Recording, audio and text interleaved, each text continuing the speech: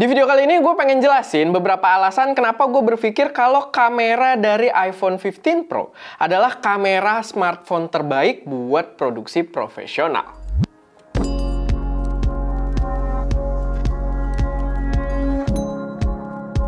Halo semuanya, selamat datang di channel SM Media dengan gue Erwin, dan pada video kali ini gue pengen bahas beberapa alasan kenapa gue yakin banget kalau kamera dari iPhone 15 Pro dan juga Pro Max gitu ya, itu adalah kamera smartphone terbaik buat produksi video. Ingat ya, bukan buat foto, karena kalau foto ya lumayan debatable juga, kamera lain banyak yang lebih oke dengan fitur-fiturnya yang kaya. Tapi buat produksi video profesional, ini adalah kamera smartphone terbaik dibandingkan kamera HP lainnya. So, siap-siap buat para pemuja Android, karena mungkin kalian akan berat untuk mengikuti video ini. Tapi sebelum masuk ke pembahasannya sendiri, gue pengen ngingetin dulu kalau kita lagi ada lomba foto bulanan di mana hadiah utamanya adalah kamera mirrorless. Buat bulan Februari ini, hadiah utamanya adalah Fujifilm X-T30 dan temanya sendiri adalah fotografi yang berkaitan dengan Imlek. Lumanya sendiri powered by preset creator kita yang merupakan preset Lightroom paling canggih di Indonesia saat ini karena udah powered by AI yang bisa auto select subject dan mengatur warna berdasarkan selection tersebut. Kalau kalian udah punya presetnya, udah beli dari kemarin-kemarin, kalian bebas buat ikutan lombanya free tanpa dipungut biaya apapun. Tapi kalau kalian belum punya, kalian bisa pakai kode voucher lomba foto buat dapat diskon Rp300.000. Oke, balik lagi ke pembahasan kita. Jadi gua ini baru aja meminang iPhone 15 Pro itu sekitar 1 bulan ke belakang. Jadi gua bukan early adopter juga karena harganya lumayan mahal gitu ya. Gue tuh sebelumnya pakai iPhone 12 dan ke 13 ke 14 gue sama sekali nggak consider buat upgrade, dan akhirnya di 15 ini setelah gue research dikit juga, gue lumayan tertarik, dan pas gue coba memang kameranya ternyata semonster itu. Sebenarnya poin kuat yang pengen gue bahas di sini seputar kameranya itu bersifat lumayan teknis ya, tapi gue akan coba untuk menjabarkannya sesimpel mungkin, sesederhana mungkin, walaupun ya mungkin kita nggak bisa mengelakkan bakal banyak bahasa-bahasa teknis juga yang gue mention, tapi ya gue harap gue bisa menjabarkan yang bisa dinikmati oleh orang awam juga, dan gue bentuk kelebihannya ini dalam bentuk list biar lebih mudah juga buat kalian pahami. Sebelum masuk ke listnya sendiri, gue harus mention juga karena ini bakal jadi dasar pemikiran kedepannya gitu ya dari list yang bakal gue sampaikan. Salah satu faktor kuat dari iPhone 15 Pro, kenapa yang sebelum-sebelumnya itu nggak sekuat HP ini sekarang, adalah karena sekarang Apple sudah mengadaptasi port Type-C. Ya, gue tahu port Type-C Apple itu telat banget, dan gue setuju kalau mereka telat menerapkan Type-C ini dibandingkan HP-HP lainnya yang udah bertahun-tahun pakai Type-C. Tapi paling nggak ketika mereka mengadaptasinya, itu lumayan mateng kalau menurut gue dalam penggunaannya nanti, yang nanti bakal sesuai juga dengan pembahasan kita ke depannya. Tapi ya, dia lumayan mateng, walaupun memang tetap ada ketimpangan sosial juga yang gue sangat-sangat benci dari Apple gitu ya. Itu yang membuat gue harus ngambil yang Pro juga. Gue kan sebenarnya orangnya agak irit-irit ya, tapi ya maksimalnya di yang Pro gitu. Yang versi seri biasanya non Pro dan Pro Max itu kan USB-nya masih 2.0, sedangkan di sini udah 3.0 gitu. Jadi ada apa ya, ketimpangan yang lumayan berat sebenarnya, karena USB 2.0 ke 3.0 itu perbedaan speednya lumayan tinggi. Tapi ya paling nggak secara penggunaan dia bakal lumayan matang juga, dan si USB Type-C ini berperan besar dalam fungsi iPhone ini kalau misalkan kita pengen pakai dalam lingkup produksi profesional. So, dari tadi penjelasan gua soal USB Type-C, sorry to say,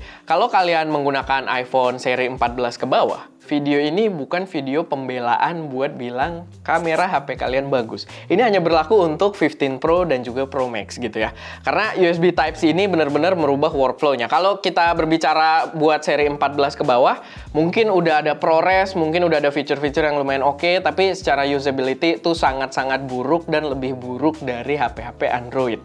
Jadi nggak berlaku buat 14 ke bawah, ini khusus untuk 15 aja.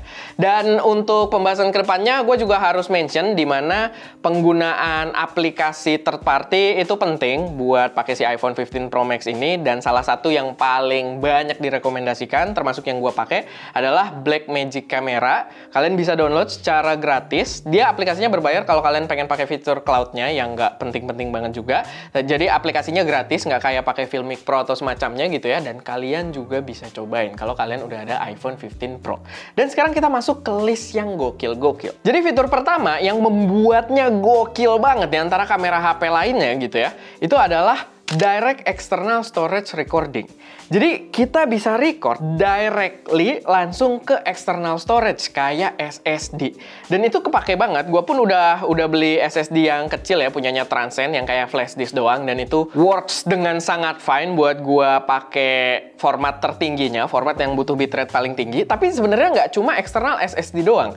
Jadi kalau kalian pengen pakai storage lain, itu sebenarnya bisa-bisa aja. Karena gue udah ngetes juga, kita pakai card reader, gue colokin ke SD card, dan dia bisa record direct langsung ke SD card kita. Yang itu membuat kalau kita pikirin secara workflow, itu bisa jadi workflow-nya itu kayak kita pakai kamera profesional gitu. Kita roll di satu SD card, atau kita mungkin dalam satu hari kita konten kreator syutingan di beberapa tempat gitu ya. Di lokasi A kita pakai SD card A, di lokasi B kita pakai SD card B gitu. Kita bisa pisah-pisah dan workflow kita akan lebih rapi.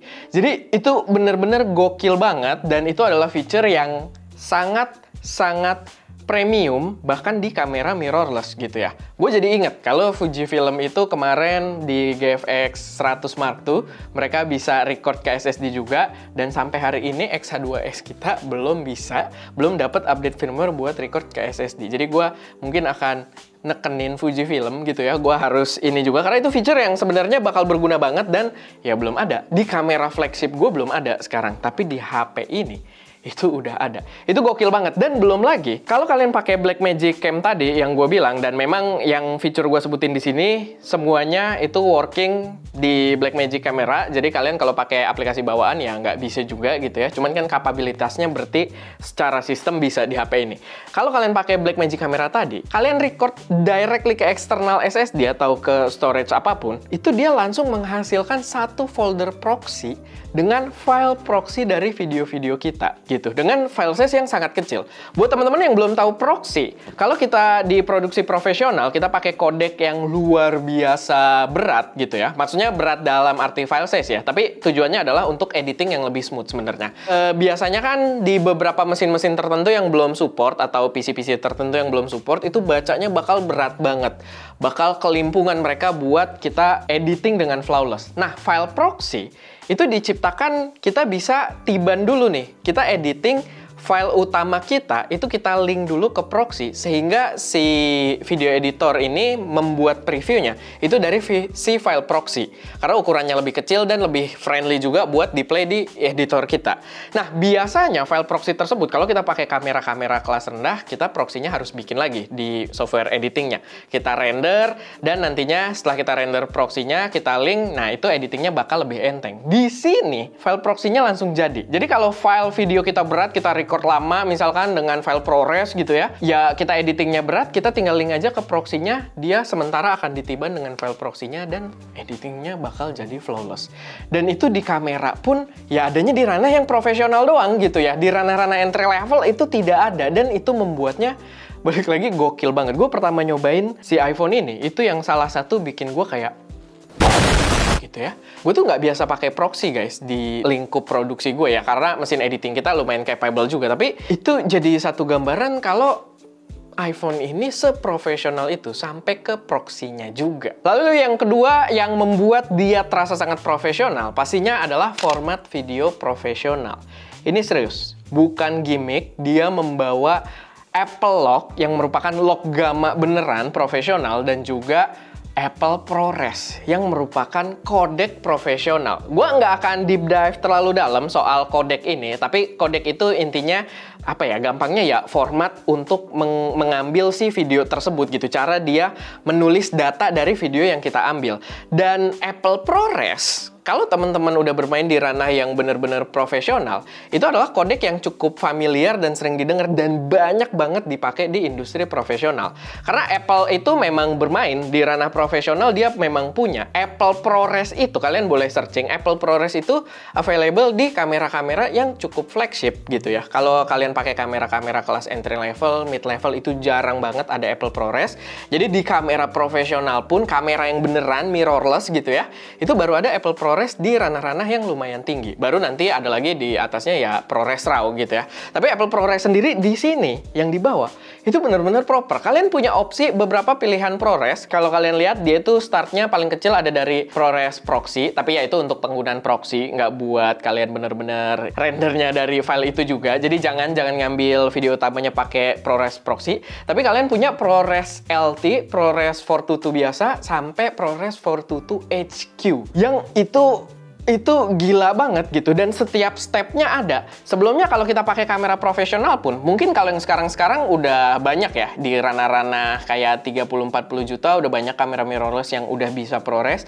Tapi dulu itu kalau kita mau pakai ProRes, kamera-kamera profesional pun harus pakai HDMI output, dan kita recordnya pakai external recorder semacam Atomos. Kalau kalian nggak tahu ya, boleh yang gua sebutin di sini dan kalian nggak tahu, kalian boleh sambil searching aja. Tapi ya itu, kita harus pakai external recorder disambungin ke Atomos dan rekamnya di Atomos kalau pengen dapat ProRes. Sedangkan di sini di HP harga 20 juta ini kalian bisa record direct ProRes yang paling tinggi. Walaupun memang ada drawbacknya, dan ini drawback yang terjadi juga kalau kalian pakai kamera profesional. Filenya bakal gede banget. Tapi ini adalah file profesional, karena sebenarnya kalau kalian pakai kamera, kalian pakai H265, H264, kodeknya itu adalah kodek untuk delivery, untuk ke end user gitu ya, bukan untuk acquisition. Acquisition codec itu ya termasuk yang paling populer adalah ProRes gitu. Jadi ya kalau kalian pakai kamera profesional pun ProRes sama nih sama HP. Masalahnya adalah file size yang bakal gede banget. Gue nyoba pakai yang 422 HQ-nya di sini, kita record sekitar 15 detik doang karena buat ngetes doang gitu ya.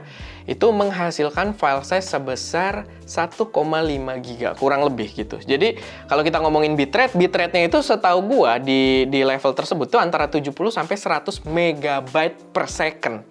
Dan itu gede banget, makanya dia butuh storage yang lumayan cepat gitu ya, kayak pakai SSD atau semacamnya. Karena file size-nya gede banget dan kebutuhan kita untuk writing-nya ke storage itu juga gede. Jadi filenya itu benar-benar proper. Kalau kalian masukin ke meja editing, ketika kalian mainin slider pengaturan kayak exposure, white balance, dan lain sebagainya di editingnya, itu berasa banget filenya setahan itu.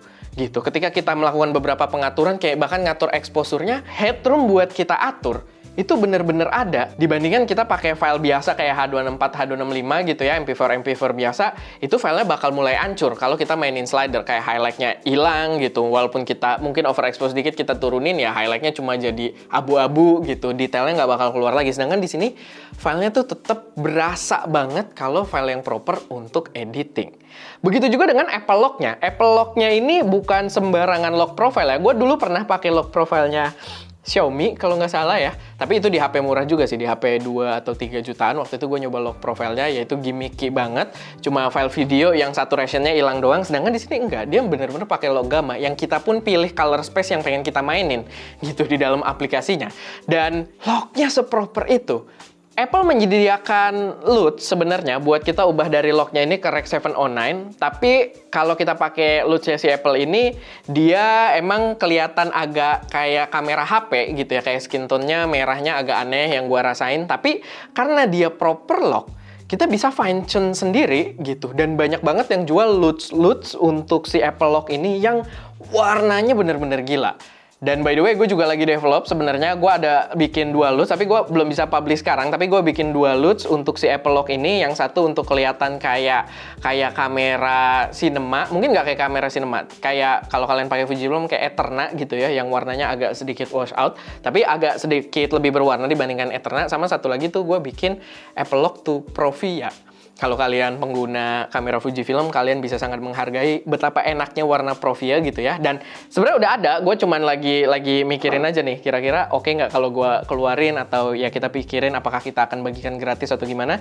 Tapi warnanya bisa gitu, secakep itu, dengan detail yang tetap kelihatan dari si Apple Lock-nya ini, yang membuatnya formatnya bener-bener proper. Sama yang gokil juga, selain tadi dia udah bisa ya kalian pakai lock profile yang bener-bener proper kayak kamera profesional, dalam proses produksinya pun kayak kamera profesional. Kalian bisa input lock profile-nya di sini. Kalian bisa load lock profile-nya, kalian bisa masukin, kalau kalian pakai Blackmagic Cam, download yang versi terbaru, itu dia udah secara default ada yang load punyanya si Apple-nya sendiri gitu ya, udah preload. Tapi kita bisa masukin lock kita sendiri ke sini gitu. Load, sorry, bukan bukan lock kita, loot kita sendiri ke sini dan kita bisa pilih loot kita gitu untuk preview ataupun kita record langsung jadi ke dalam video kita. Tapi gue pakainya ya biar lebih fleksibel saat editing, gue pakainya untuk preview doang.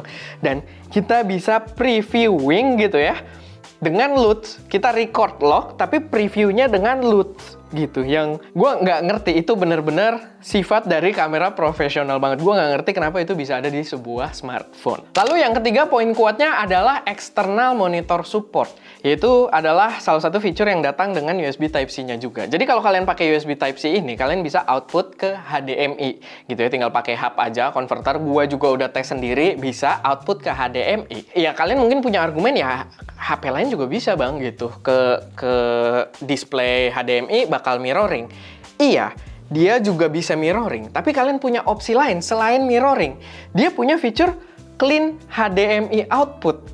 Clean fit gitu. Jadi di HP-nya UI kalian kelihatan, di eksternalnya enggak, full videonya doang gitu. Dan nggak cuma itu doang, di Blackmagic Cam ini kalian punya opsi lain juga di mana settingan-settingan kayak shutter speed dan lain sebagainya gitu ya, format ketika kita recording dan lain sebagainya, itu bisa ditampilkan tapi dalam layout yang berbeda. Layout yang cinema banget gue liatnya gitu ya. Jadi ada dua lagi pilihan, yang teksnya tuh masuk ke dalam gambar kita atau yang teksnya di luar dari gambar kita, tapi layoutnya tuh kayak full screen, video kita nongol di eksternal monitornya. Beda sama mirroring gitu. Dan itu membuatnya berasa profesional banget. Walaupun masih ada kekurangan untuk eksternal display-nya ini. Jadi kalau misalkan kita pakai eksternal display-nya, semua mode selain mirroring, itu ketika kita record dia bakal delay. Jadi bakal agak ganggu kalau kayak kalian pakai monitor eksternal, kalian butuh kayak misalkan pulling fokus gitu ya, kalian kayak ngelihat butuh real time, itu bakal repot banget. Jadi yang paling real time adalah kalau kalian pakai mirroring. Dan mirroring pun bakal delay kalau misalkan kalian aktifin loot-nya gitu. Karena kan ada extra processing yang dibutuhkan. Kalau kalian nggak aktifin loot-nya, atau kalian mungkin nggak pakai lock profile bahkan, tapi mode external display-nya itu mirroring, dia real time gitu, nggak ada delay sama sekali. Jadi ya masih ada plus minusnya, tapi kan kita bisa pakai logika aja gitu. Kalau itu masalah processing power yang mungkin masih terlimitasi di prosesor dia sekarang, yang itu hanya akan jadi lebih baik di masa depan. Tapi potensinya udah kuat gitu, udah kelihatan kalau dia bisa melakukan hal tersebut. Dan sebenarnya satu feature yang di sini gue baru ngetes dan gue belum demoin juga ke anak-anak ST, yang jadi poin kuatnya iPhone gitu ya, Apple lah, ekosistem Apple. Sebenarnya kita nggak harus pakai HDMI juga. Gue bisa tinggal AirPlay ke MacBook Pro gue, dan MacBook Pro gue itu berfungsi layaknya monitor eksternal, wirelessly gitu. Jadi dan soal delay-delaynya masih sama kayak tadi gitu ya. Yang paling nggak delay itu kalau pakai mirroring, tapi kalau misalkan kalian pakai mode yang lain itu tetap delay. Tapi secara wireless gue tinggal buka control bar gitu-gitu, aktifin mirroring, pilih MacBook Pro gue, dan keluar di situ. Eksternal monitor untuk misalkan ada klien atau apa gitu ya, bisa sambil nonton, atau tim kalian di situ bisa sambil nonton gitu. Dan itu feature yang jelas-jelas tidak akan ada di Android, paling nggak hari ini gitu. Saat gue bikin video ini tidak akan bisa dilakukan di Android, mungkin tanpa kalian yang bener-bener extra step yang jauh banget. Sedangkan di sini bener-bener seamless banget. Lalu alasan keempat yang menurut gue gila banget dari kamera iPhone ini adalah lensa yang mereka gunakan. Lensanya tuh cakep banget. Salah satu yang gue paling amazed itu adalah lensa ultrawide-nya. Karena setahu gue kan lensa ultrawide-nya itu yang sensornya paling biasa gitu ya, secara spesifikasi paling biasa. Tapi entah kenapa yang gue rasain, itu kalau kita shot dengan Apple Lock-nya, dengan ProRes-nya, itu dia mengeluarkan dynamic range yang paling tinggi. Mungkin karena megapiksel kecil, gue nggak tahu juga. Tapi low light-nya emang double banget gitu ya, smartphone, sensornya kecil juga. Tapi dynamic range-nya kalau kita pakai di luar ruangan, itu paling tinggi, yang ultrawide. Dan lensa ultrawide-nya ini, kalian bisa lihat gue ada syuting yang Nikon Z30 sama Xiaomi Y1, Xiaoyi Y1, itu gue syuting full pakai iPhone ini. Dan itu kita bisa dari shot normal, gue tunjukin produk langsung makro tanpa ada perubahan kamera yang dipakai gitu ya. Asal dari awalnya kita udah pakai yang ultrawide-nya. Tapi secakep itu, pindah fokusnya pun cepet banget karena dia udah punya LiDAR sensor juga ya. Jadi ya gokil banget gitu untuk autofocus ya. Tapi secakep itu, yang padahal lensanya dia nggak pakai gimmick-gimmick brand lain, kayak bukan lensanya Zeiss, bukan lensanya Leica, bukan lensanya Hasselblad yang banyak jadi bahan jualan brand-brand smartphone lain gitu ya. Sedangkan di sini enggak, dan menghasilkan gambar secakep itu. Walaupun tetap ada kekurangannya karena dia ada 3 kamera di sini dan tiga-tiganya totally different lens dan totally different sensor yang membuatnya, yang gua rasain ya pas kita syuting. Jadi kan kita ada yang kalau yang Xiaomi Y1 itu kita shoot full dari A-roll sampai B-roll itu full semua pakai kamera iPhone. Yang kita rasain dynamic range-nya tuh berbeda-beda tiap kita ganti kamera. Sama tone warna yang diberikan juga nggak konsisten gitu ya. Jadi ya sebenarnya understandable. Jadi tapi gua rasa perlu juga buat kalian ketahui gitu. Jadi ada rasanya nggak konsisten kalau kita ganti-ganti kameranya. Sama ya kayak iPhone yang dulu-dulu dari zaman iPhone 12 ya.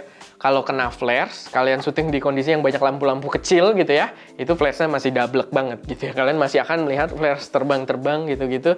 Dan ya, gue tahu itu sangat menyebalkan. Dan kalau kalian di kondisi yang ya low light atau di tempat-tempat yang ada lampu jalannya banyak, lampu-lampu hiasnya banyak yang harusnya menghasilkan gambar yang bagus, kalau di iPhone malah double gitu ya. Malah banyak titik-titik berterbangan yang nggak penting gitu. Jadi ya, itu yang jadi kekurangan besarnya. Tapi overall sebenarnya kayak ultra wide-nya bisa makro, kalian bisa ngambil shot-shot yang unrealistic, itu gila banget gitu. Tetep gila banget dibandingkan kamera-kamera HP lain yang biasanya kamera makro itu punya resolusi yang bener-bener double banget gitu ya. Sebelum gue punya ini, kita tuh ada satu lensa yang ada isu di bagian mountingnya dan gue harus lapor keluar.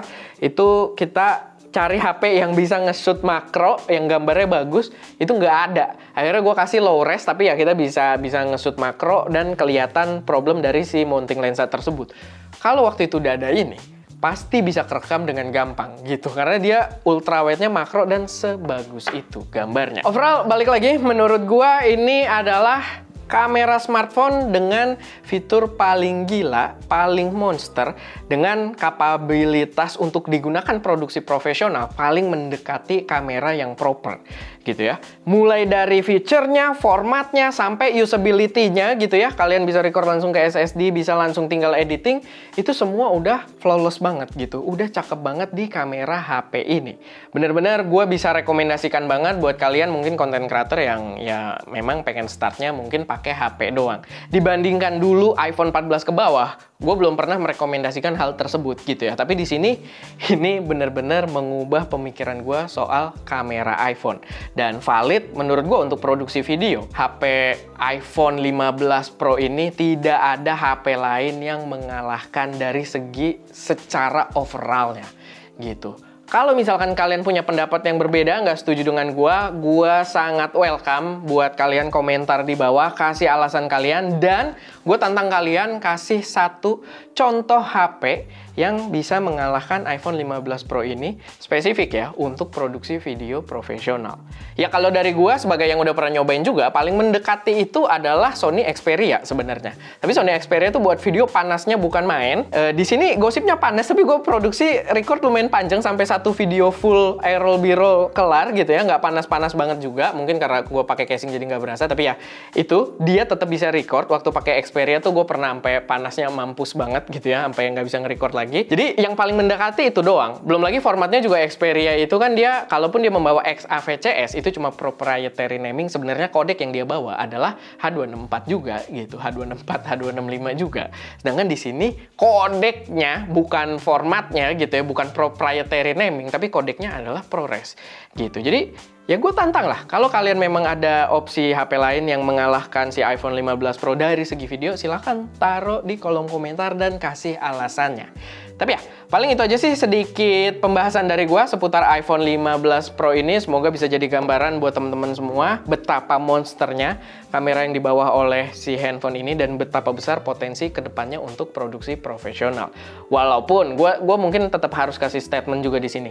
Gue masih sangat meyakini kalau dia tidak menggantikan kamera mirrorless gitu ya. Kamera mirrorless profesional tetap punya posisi, tetap punya penggunaan yang lumayan berbeda gitu. Walaupun udah sebagus yang gue sebutin tadi ya, kalau kalian nongol ke klien dan syutingnya pakai ini, ya gitu juga gitu. Dan nggak cuma soal impression doang, dari apa yang bisa kita hasilkan dari kamera mirrorless dan HP ini tetap beda. Tapi posisinya dia tetap di atas semua kamera smartphone lain.